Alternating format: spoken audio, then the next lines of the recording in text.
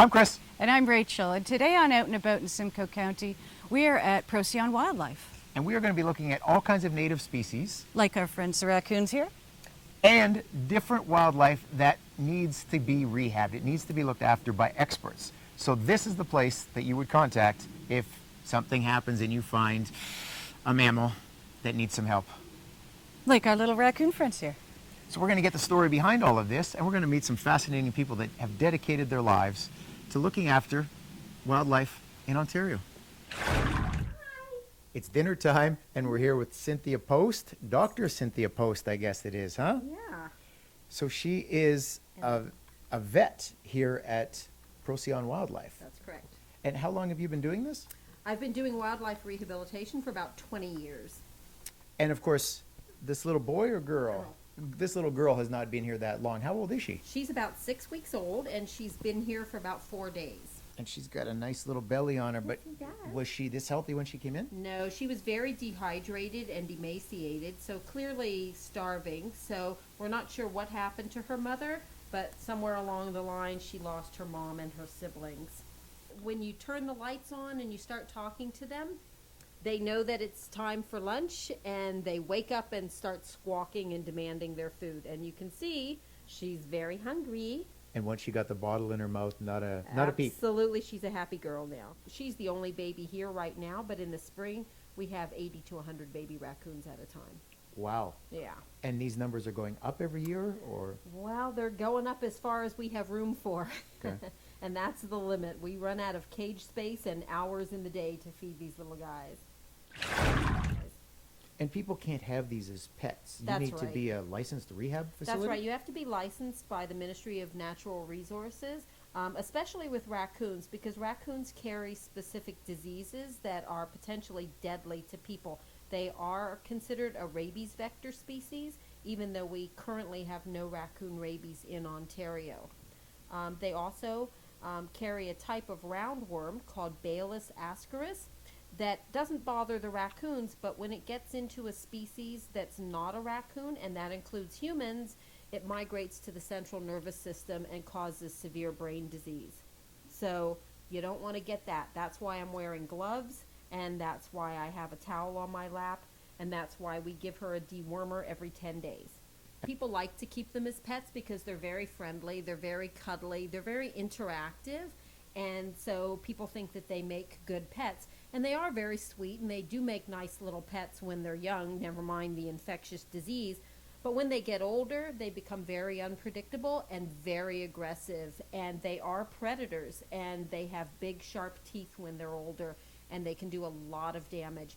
And sadly, people will keep these little babies until they're older, and when they start destroying the house and biting you, then they want to find a place for them.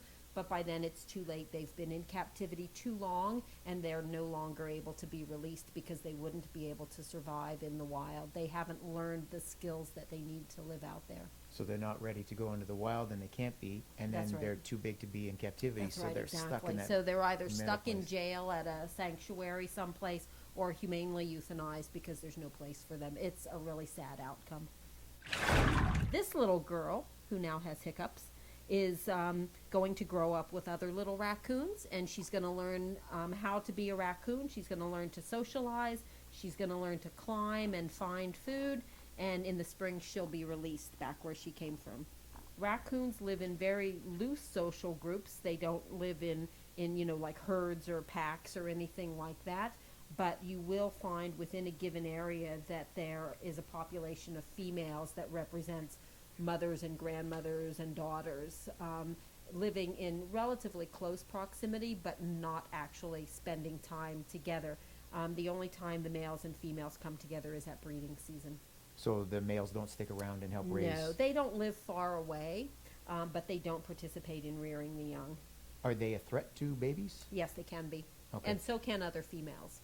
So Yeah. they're like tigers that way. You have to be careful. Yeah, a lot of the predator species, unless they're pack animals like a coyote or a wolf or something, they would pretty much live solitary lives. And once the babies are old enough, which is about 10 months old, they move out and find their own places. They usually get pregnant January, February. Babies are born late March, April, May. The only reason we get to get this close is because you're one of the licensed facilities here, and you're wearing gloves. I don't get to touch them. I do have this one You here. have your little surrogate raccoon there. And it's easier. I can play with this one. It doesn't make any noises. And it's It's not going to almost ruin as my cute. house. Almost. It is very fluffy. What do you think? What do you think of that? So generally speaking, we are governed by the Ministry of Natural Resources, and there are very specific rules that we have to follow. One of the first rules is that anybody who's not licensed by the Ministry of Natural Resources is not allowed to keep a native wild animal for more than 24 hours or the amount of time that it takes to reasonably find a wildlife center to take the animal to. Within the wildlife center itself, we are not supposed to allow people to get up close and personal with the animal. So we can't let you touch her. Really, you're not supposed to be in direct eye contact with her.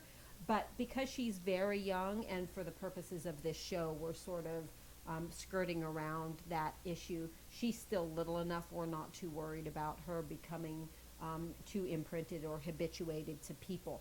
But generally, for people who are touring the facilities, we have one-way glass windows so people can see into the nursery and watch the babies being fed, but the babies can't see out to see you.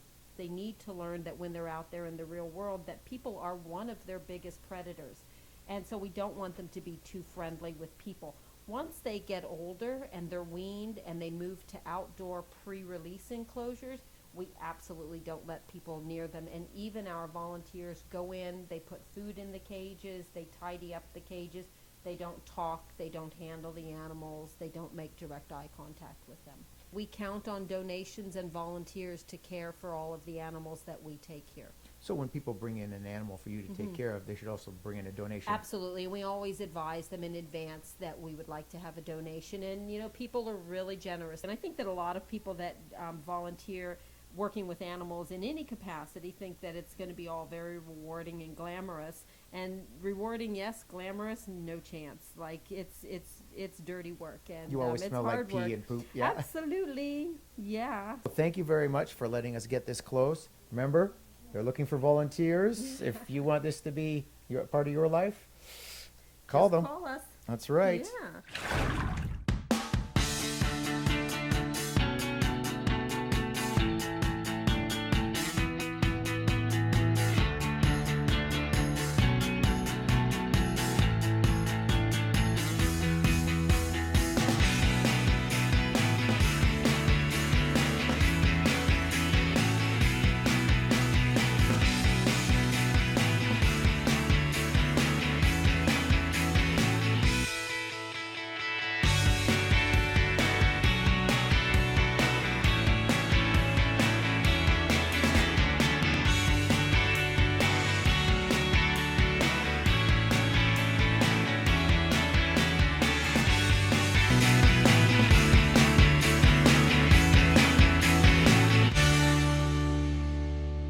One of the most common species that we see at Procyon Wildlife is eastern gray squirrels. And this is a little eastern gray squirrel that was found as an orphan. She also had suffered some injuries. We think she fell from her nest. And she came in about a week ago, and her eyes were closed, and within a couple of days they opened. So we know that she's about 4 weeks old. And she's truly a gray squirrel. Ontario is actually pretty unique in that we actually have black gray squirrels, but they're all eastern gray squirrels. This is a little orphaned squirrel that came in this morning, and it is probably 3 to 5 days old. It has no fur yet, and it fell from the nest. So not only is it an orphan, but it actually has evidence of trauma. There's some hemorrhage and bruising around its face. And I'm so cute. yes, it is the most adorable little thing I've ever seen in my life. So, How old is yeah. this one? So this squirrel is about 3 weeks old. Oh my And what we are goodness. feeding her is an infant squirrel formula, and we have a little tiny nipple attached to the end of a 3 milliliter syringe. And you can see she's just holding on to the nipple and sucking away. So squirrels tend to be pretty good eaters. And then we've got her little quote-unquote sister next so to her. This other new little one that just came in, not only does her face probably hurt, but she's like, what is this? This is not mother's milk. So she may not eat as well. We have to be very careful with these little tiny ones. We call them pinkies because they have no fur and their skin is pink. And we have to be really careful that we feed them really, really, really, really slowly and carefully so that they don't inhale their formula rather than swallowing it. Squirrels are generally released at 12 weeks of age. The squirrels that we get in the late summer, early fall, however, have to stay over winter because by the time they're 12 weeks old, it's really cold outside. There's not enough food available out there for them, so we keep them over winter and release them in the spring. Well, it looks like they have a pretty good start, as good as they're going to get aside from mom. Absolutely, and the really nice thing about people finding these animals and making the effort to call us is that that these animals have absolutely no chance whatsoever of surviving out there. And if it weren't for caring people who made the effort to bring them to us, they would absolutely not survive. Those little teeners actually pigging out, looks Yeah. like. He looks like he's eating okay. Orla, is he sucking? Woohoo! Yay! That's great. Yeah. Squirrels don't imprint that easily. Some species like birds and deer do, but we make every effort to make sure that they don't imprint and that they learn to be wild. So even though we have to handle them quite a bit to feed them and to clean their cages and that sort of thing, we also give them every opportunity to learn the normal behaviors that a wild animal would learn. We make sure that they grow up with other members of their species so that they know how to interact socially. And we have a very spiky friend here. Look at her showing off her beautiful spikes. And what is this? So she's a porcupine. She's a North American porcupine, and she's assuming the normal defensive porcupine posture, which is to turn her back to you and expose all of her quills. So you can see all of these long white quills with the longer black fur, but her entire body, from just behind her eyes all the way to the tip of her tail, is covered with quills. The only part where she doesn't have quills is on the underneath side and right around her muzzle in front of her eyes. If you scare a porcupine, if you touch her, her hair or her quills will come out, and the ends of her quills, the one part facing you, is barbed like a bunch of little fish hooks, and so it'll actually stick under your skin, and they don't come out easily, and I can tell you for sure that it hurts. What is her story? Why is she here? So this porcupine was found by somebody who found her on the side of the road, and we presumed that she had been hit by a car. When she was brought in, she was not standing on her left front paw, so we assumed that there was an injury there. There was also some blood around her face, so we were concerned that she might actually have a broken jaw.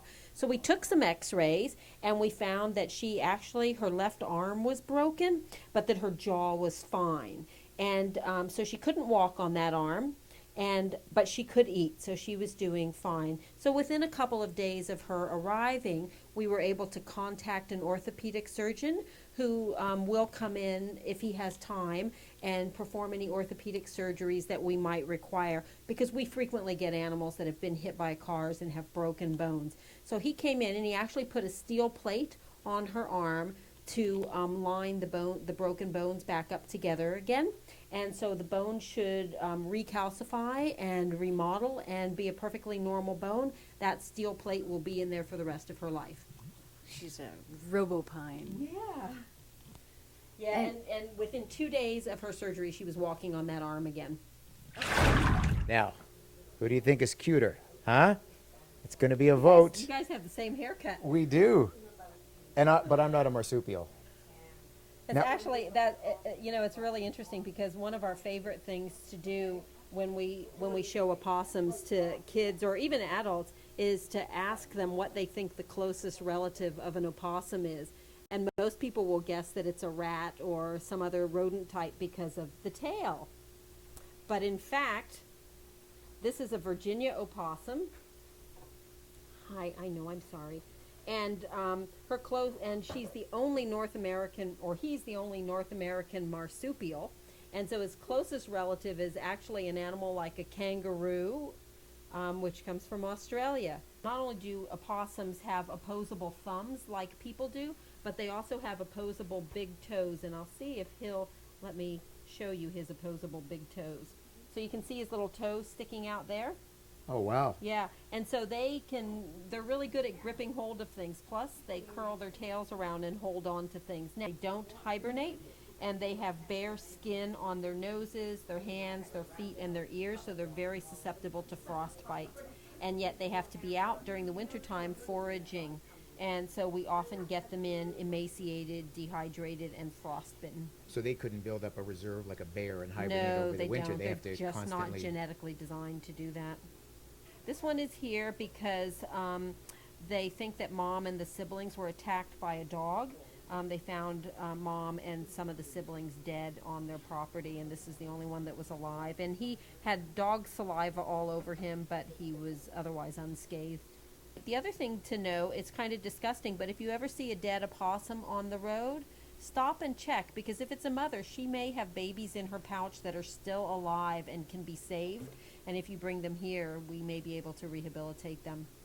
So if you're brave enough and not too grossed out, stop and check those opossums and see if you can help the babies. Mom can be dead for hours and the babies will still be alive.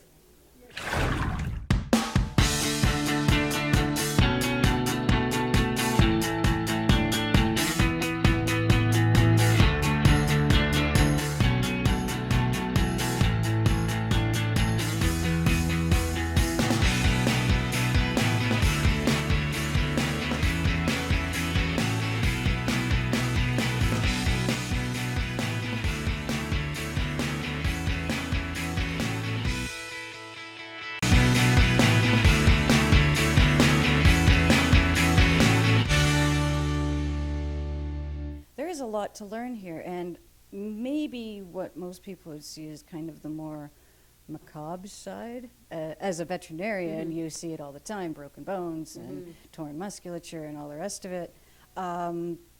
What is the purpose of having bits and bobs and pieces and bits of the animals? Really, this is just for interest and for educational purposes. People find things like skulls and bones, and they think that's really cool, and they'll bring these in either to be identified or just to share them with the other volunteers.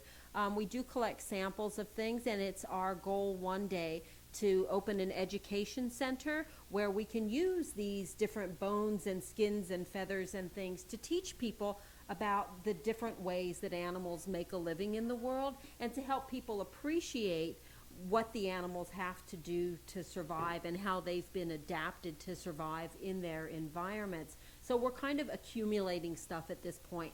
We hope by next year to have an education center open, and then we'll use a lot of these materials to help teach children as well as adults about the different native mammalian species in Ontario and how to recognize them and how to appreciate them. The first one we have is this very, very white skull. Yeah, so this one will probably be more familiar to people than they might know, because this is a wild canine. So this is exactly how your pet dog's skull would look if you have a sort of medium breed dog.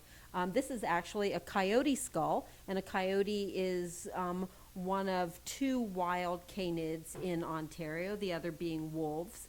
The shape of the skull and the teeth tell you a lot about the animal. So these raccoons, like the coyote, have very long canine teeth for ripping and tearing their prey, and then thick molars that they use to chew and grind. They have long pointed faces with the jaw would be hinged back here so that they can get a good grip on small prey.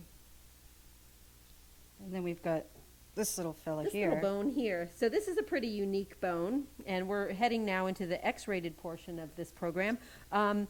Not very many mammalian species have this particular bone, and only 50% of the population of those animals have this bone. This is a penis bone from a male raccoon, and so it kind of goes this way, from back to front. Dogs also have a penis bone, but it's not nearly as elaborate as this one, and certain other mammalian species do as well, but probably 90 or close to 100% of mammalian species do not. This porcupine was picked up by somebody who was trying to rescue it, and in trying to pick it up, she wrapped it in a blanket, which became completely stuck to the poor porcupine. And we had to pull the blanket off and cut its Oh. quills to extract the porcupine from the blanket. And we kept just a small portion of it. So the part that's sticking out is the outer end of the quill, which is the part that would be attached to the porcupine. And the part that's stuck into the blanket itself is the barbed portion of the quill, which is the part that sticks away from the porcupine and into you. Just because, you might think it's a little ugly doesn't mean that it's not important.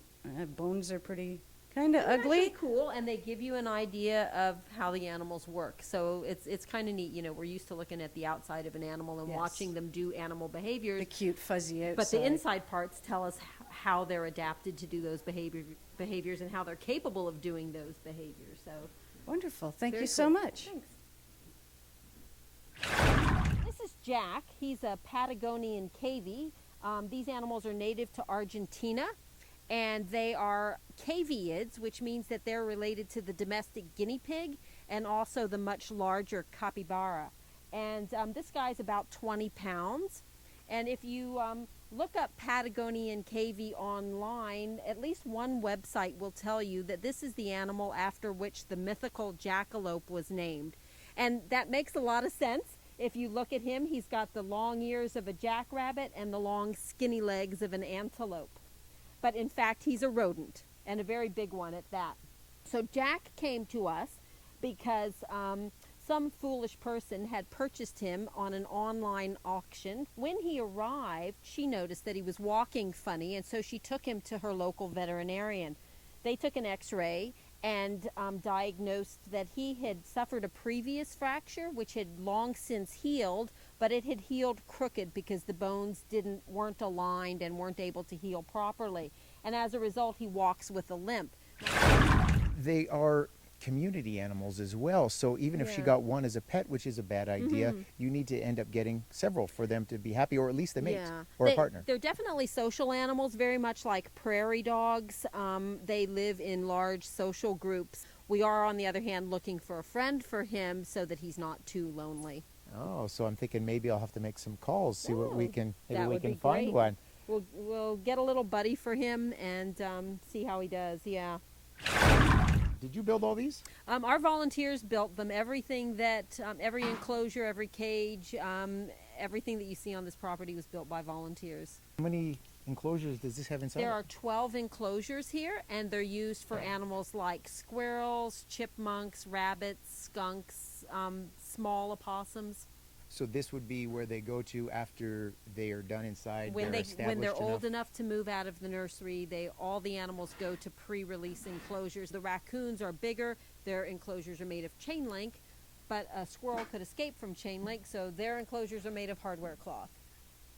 So different requirements by different animals. Everybody has different requirements with respect to food and shelter and environment, and so we have to be knowledgeable about all of the different mammalian species so that we can provide them all of the things that they would normally have in the wild.